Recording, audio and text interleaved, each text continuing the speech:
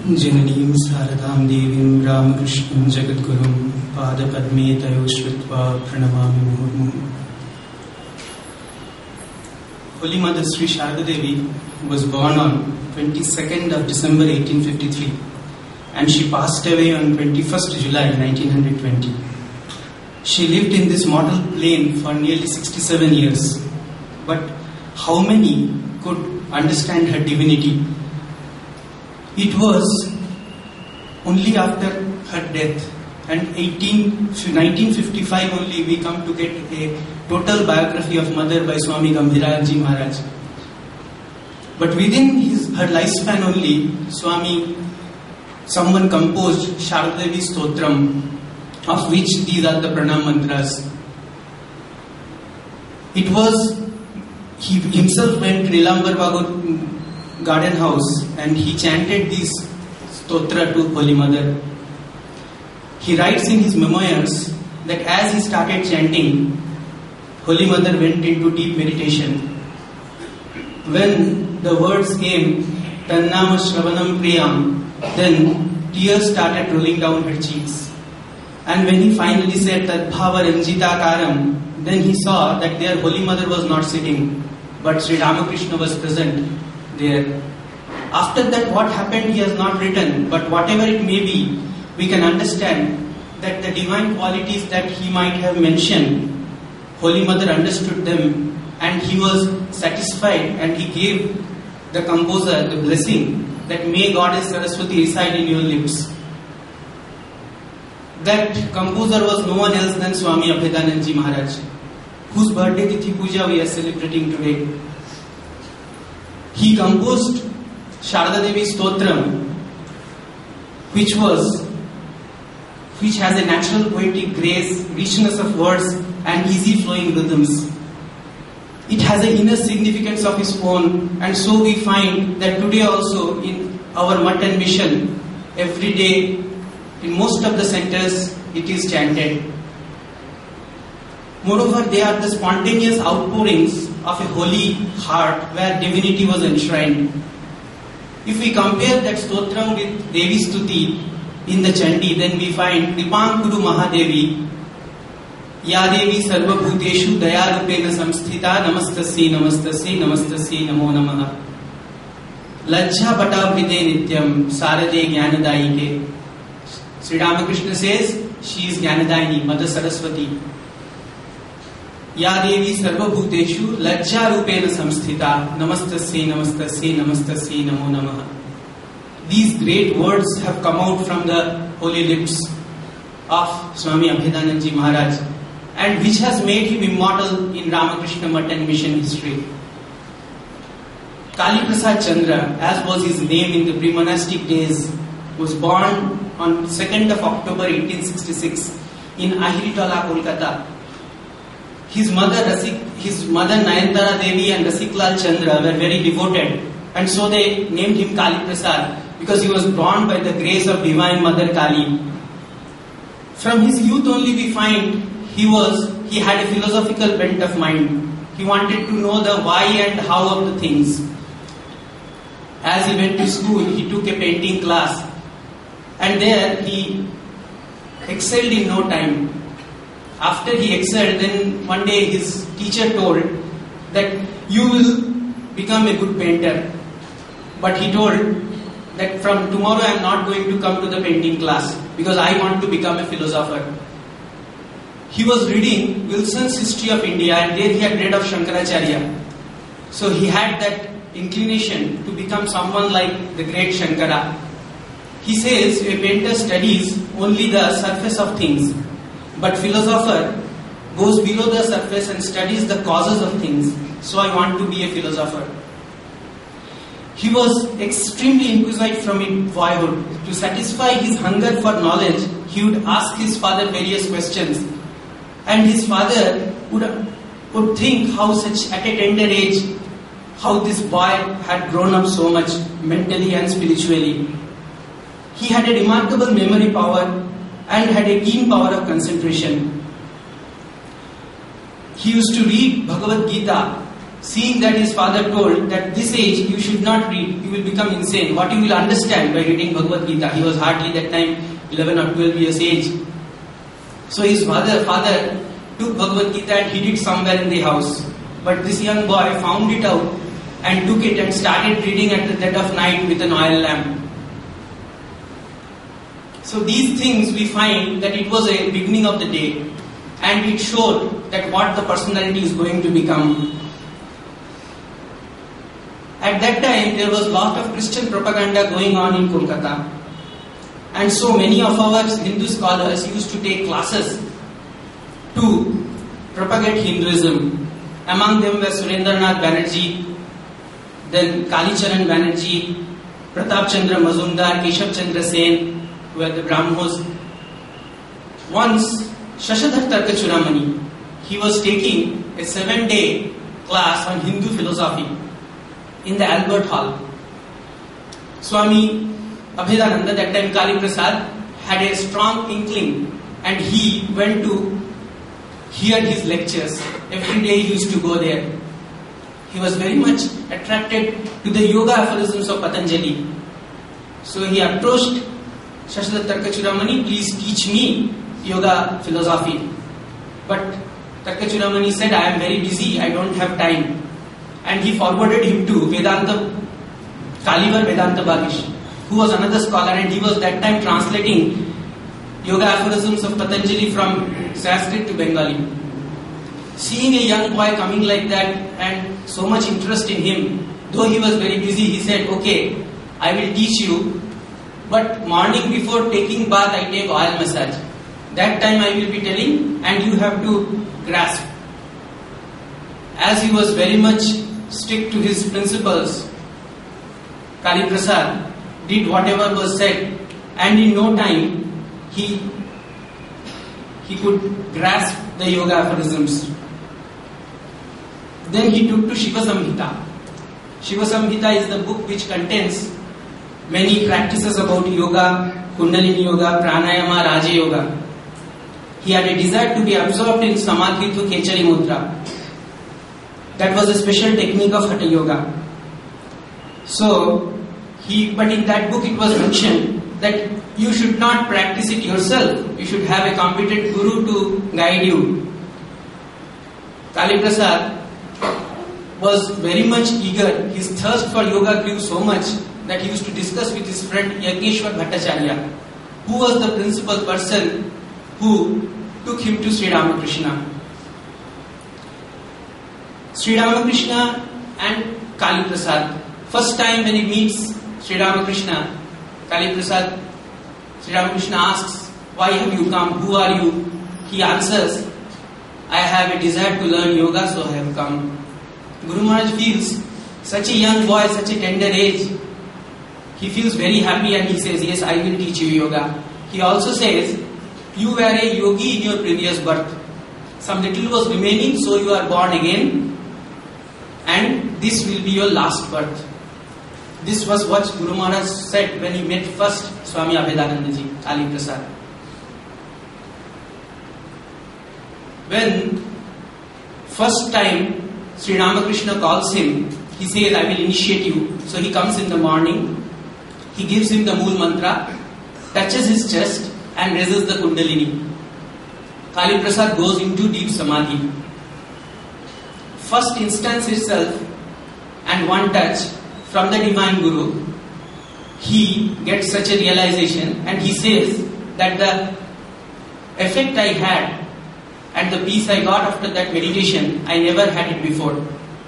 We can compare it with, in Kathopanishad it is said, Ascharyo Bhakta Kushalosya Labdha Ascharyo Jnata Kushalanushishtha. A divine guru and an adept disciple when they first meet. This starts and the training of Kali Prasad begins under Sri Ramakrishna. One day, he suddenly has the vision that Sri Ramakrishna's luminous form he sees and Krishna, Chaitanya, Jesus, all of them slowly merges into that divine form. Seeing that, he rushes to Guru Maharaj and says that he had a vision like that. Sri Ramakrishna says, you have had the vision of Vaikuntha. Henceforth, you will no longer have these visions. You have risen to the formless state. Then one day he was serving his guru in Kashipur garden house. In Kashipur there were a lot of small ponds. He was an expert in catching fish with the fishing rod. But Sri Ramakrishna didn't like it and said, "Do you catch fish?" "Yes, I do. But it is not good to catch fish with a fishing rod. Hiding the food in a bed and killing a beast is as great a sin as hiding poison in the food given to an invited guest." But the Vedantin answers, "Yainam vetti hantaram yaschainam manyate hatam ubhautau na vijanito nayam hantina hanyate." For the self neither slays nor it is slain. He who thinks that the self is the slayer as well as he who thinks that the self is slain is ignorant. Ramakrishna wanted to explain him, but that time his disease was so aggravated that as he started speaking, blood came out. Then Kali Prasad says, "Master, please don't speak. I will meditate and understand the secret of this myself." After 3 days of meditation, he comes back to his guru and says, "I have understood. Henceforth, I will not do this." Sri Ramakrishna was very happy. And he said, "See, it is true that Atman does not die nor it is killed. But he who has realized this truth is the Atman himself. So, why should he have the tendency to kill others? As long as the tendency to kill remains, he is not identified with the Atman, nor does he have any self-knowledge. That is why I say, when one attains true knowledge, one does not take any false step." From Kali Prasad must first meet Sri Ramakrishna in 1884. Then Sri Ramakrishna, because of his disease, he was slowly shifted from Shampupur and then to Kashipur. As he was in Kashipur one day, his Kali Prasad's father comes and requests Sri Ramakrishna. Kali Prasad's mother is terribly in distress. She is crying bitterly. So I request you to send Kali Prasad to his house for some time.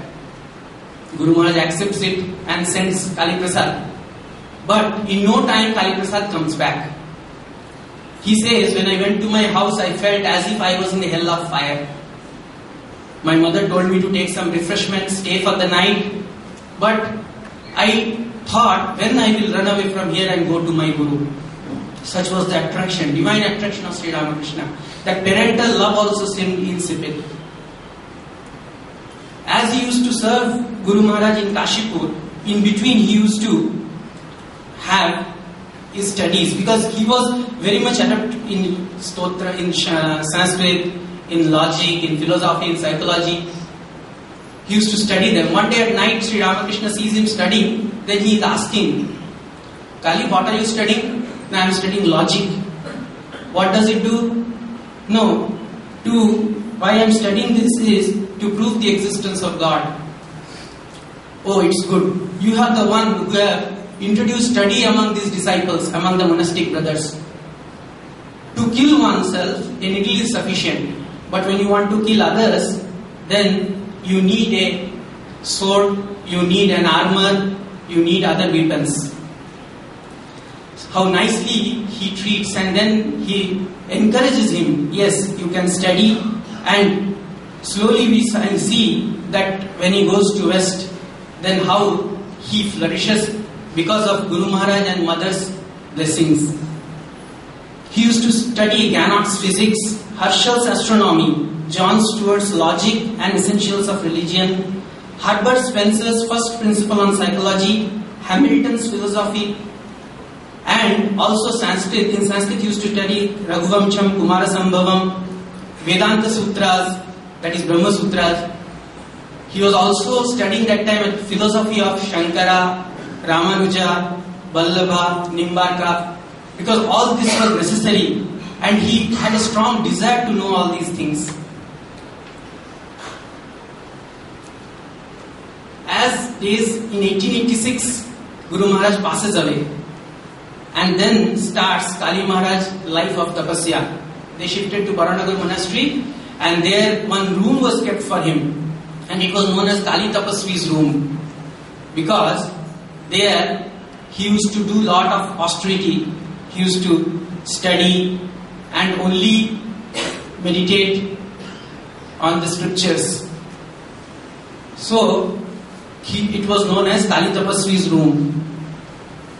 In between, one day, Narendra, this happened again in Kashipur, Narendra, Tarak and Kali, they had gone to Bodh Gaya. When they went to Bodh Gaya, they didn't inform anyone and they had gone to meditate under the Bodhi tree. When they went, they felt an extreme bliss because under the Bodhi tree they got some realization, and then they comes back. And when they came back and told Sri Ramakrishna about this thing, then Sri Ramakrishna says, wherever you may go, but real spirituality you will find nowhere else other than here, pointing to his body. Kali Prasad was also the person who brought sannyasa mantras in our order. Once, his strong desire to learn yoga again, Hatha Yoga, he went to the Barabar Hills. There, one Hatha Yogi was teaching yoga, so he wanted to go there. In between, he had to stop one night in one inn, and there he met one Dashanami Sampradaya monk, from whom he copied down these Viraja Homa mantras, Presha mantras, Sannyasa mantras, Yoga Patta, and other things which is necessary for official sannyasa. Actually, when Sri Ramakrishna gave the ochre clothes to these disciples in Kashipur, Advaitananda had a desire to give 12 ochre clothes to the sadhus attending in Gangasagar. But Sri Ramakrishna says, why, where you will get greater monks than these who are staying with us? So I wish I will give them the one ochre clothes and one rosary. Advaitananda also accepts his Guru's proposal, and Kali was one among those who received this ochre cloth directly from Guru Maharaj. And that was the day when you can say Ramakrishna Math and mission was established. Formal establishment was done much afterwards, but Sri Ramakrishna himself, by giving these 12 ochre cloths, formed the monastic order. Later in 1887, after Sri Ramakrishna's passing away, when they took formal sannyasa, then these Viraja Homa mantras was used. And he says, he was the Tantradharak at that time, Kali Prasad, and then they took these names, Swami Vivekananda, Swami Abhedananda, Swami Sharadananda. And till now, till today, we are following the same tradition for our sannyasa. We find that the real theme of Swami Abhedananda's life lies the change that brought around him in 1886, one Shivaratri night. It was the day of Shivaratri, all had fasted, and at night they were worshipping Shiva for all the 4 prahadas. First prahada puja was over, all have come out, but Narendra and Kali are sitting inside. Suddenly Narendra says to Kali, you touch me, and he touches him. And then someone peeps from outside and he sees that Narendra Swami Vivekananda is in deep meditation, and Kali is touching his right knee and his hand trembled, shaking like anything, like when you get an electric shock, how it shakes, like that it was shaking. Seeing this, it was reported to Sri Ramakrishna, and second prahada we find a complete change in Abhedananji. He was immersed in deep meditation, he became like a log of wood. And as if his head was little bent and he went into deep samadhi. When this Sri Ramakrishna came to hear about this, then he calls Swami Vivekananda and says, what have you done? You were spending away your powers before achieving them. A day will come when Holy Mother will teach you, when Divine Mother will tell you when you have to spend your energy. Anyway, whatever you have done, please don't repeat it again. Nothing much bad has happened to the boy, but he was traveling in a certain track, he became little derailed. And from that time onwards, a change was seen in Kali Maharaj. He defended his actions through non-dualistic Vedanta, studying Ashtavakra Samhita, practicing discrimination between real and unreal through Neti Neti, the process of non-dualistic Vedanta. He began to argue against others, idea about blind faith in God. Gopalda approaches Guru Maharaj and says, Kali has become an atheist. Sri Ramakrishna was not a person to believe So one day when Kali was serving him, he asks, I heard that you have become an atheist, you don't believe in God with form, you don't believe in the authority of the scriptures. What is this? Kali keeps quiet. On repeated asking, he answers in negative. Then Guru Maharaj says, if anyone else, any other teacher would have been there, would have slapped you. Kali says, you are free to do that. But do you accept to this the master said, he further said, as long as he does not realize that God exists and Vedas are true, how can he blindly accept these things? Kali replied that if master kindly enlightens him and give him the spiritual insight, he shall accept all. This sincerity impressed the master, and he said that a day will come when he will know and accept everything. He told him not to be one-sided, and one cannot refute another's experience, just as the taste of sugar, sweetness cannot be nullified by arguing against it. And he said a day will come when Divine Mother will herself make you understand the real purport of this. In Kashipur, through his own cosmic experience, he makes Kali Prasad understand. One day he was lying in the bed, someone was walking on the lawn outside, and he says to Kali Prasad, see, I am feeling a terrible pain on my chest. Please tell that person not to walk on the lawn. Kali didn't believe at first, but when he went out and saw this, then he says, and he stops him to walk on the lawn, then Guru Maharaj's pain also reduces. Like this, Sri Ramakrishna, this was the typical way of the training of master. So, 1886, master passes away, and then we find that he takes into the life of Parivrajaka from 1888 till 1895. He was roaming from Himalayas to Rameshwaram on foot, totally dependent on God. Whatever chance would bring that he used to eat. He visited the sources of Ganga and Jamuna 14,000 feet above, and there he stayed for 3 months, meditated on the Absolute, and got the realization that the world is like a dream. After this, he comes to Varanasi. There he meets Trailonga Swami. There he meets Bhaskaranandji. And then in Ghazipur he meets Pahari Baba. In between he learned Brahma Sutras from Kailash Giri. There he was, that time Dhanraj Giri, that time he was the head of the Kailash Mutt. And when Swamiji asks about Swami Abhedananda to Dhanraj Giri, then he says he is a person of Alaukiki Prajna. That is, he is a person of divine intellect. In 1896, Swami Vivekananda calls him to help him in his preaching of Vedanta in the West. So, Swami Abhedananda, we find 1896, he travels to London. There begins his life of a philosopher. The first time when Swamiji announced that Swami Abhedananda will be giving his first lecture in October on the Christo-Theosophical Society at Bloomsbury in London, then Abhedananda was not ready and he got very much nervous. But Swamiji said, don't worry, Master will have faith in Master and Master will make you speak. October 27, 1896, he gives his maiden speech in Christo-Theosophical Society in London, and it was well appreciated by all.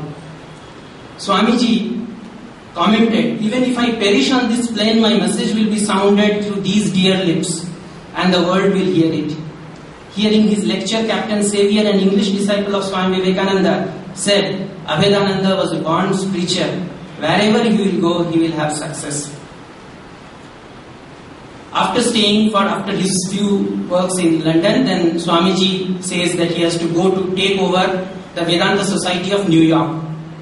There, in record time, in 6 months, he gives 90 lectures. And very soon, he wins the minds of the Americans.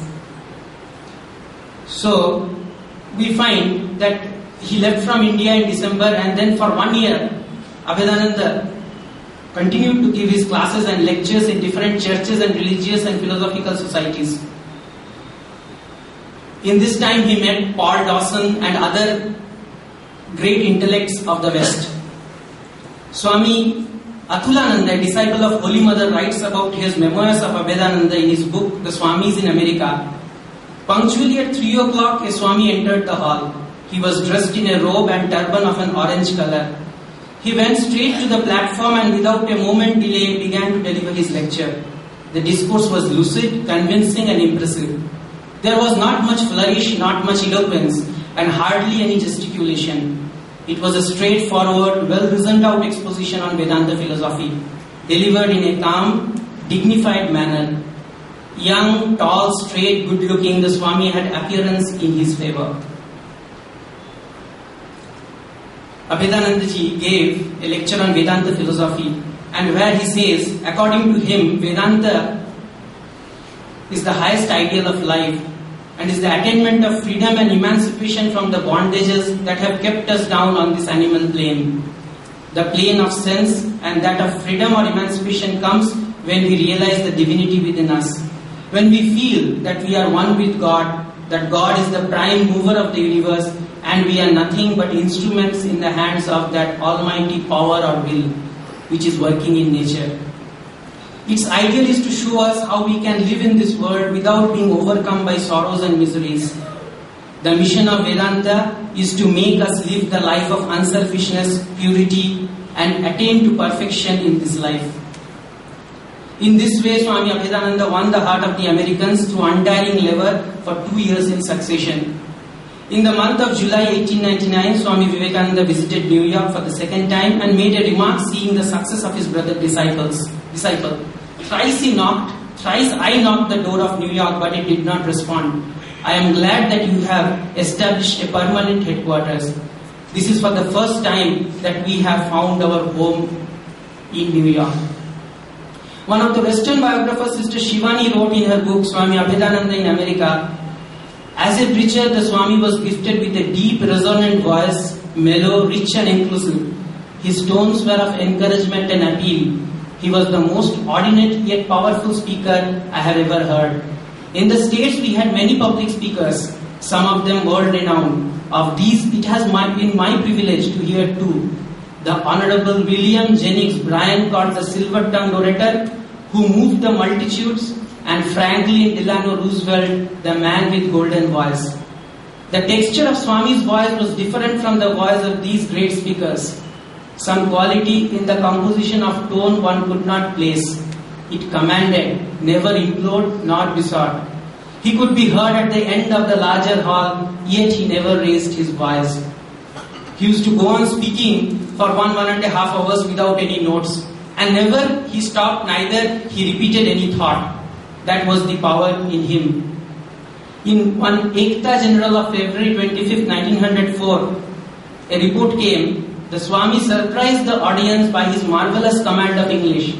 It was the unanimous testimony of those who heard him that seldom has an American speaker at Cornell displayed such fluency and polish in using his tongue as did this Hindu speaker. Like this, he became very familiar and well known to the higher class of American society. William Jackson, William James, Robert Ingersoll, and many intellectuals of Harvard, Columbia, Cornell, Berkeley, Yale, and other universities. He defines religion in a very beautiful way. He says religion is not doctrines or dogmas. It is something to realize in its fullness. Real religion should go in harmony with science, and that is the need of the present century. During the birth centenary celebrations of Sri Ramakrishna in London in 1906, Abhedananda said that Sri Krishna came to preach the divine message of love. Buddha came to preach the divine message of sacrifice, but Sri Ramakrishna had come to preach the divine message of harmony among all religions. He came not to reform but to unite. He pointed out the wondrous fact that the religions of the world are not antagonistic in themselves, but that they are essentially one. Behind all religions, doctrines and dogmas, the Master discovered one grand eternal truth. History has no record of such a saint. Sri Ramakrishna's teachings, and he wanted to put Vedanta in light of these teachings. That was the main goal he took up. His philosophy can be told as Neo Vedanta philosophy. That He did not declare a panicky withdrawal from the realm of realities, not anxious to get it realized in a world of visions or dreams. Abhedananda was not static but essentially dynamic, and his philosophy compels one to move from idea to idea.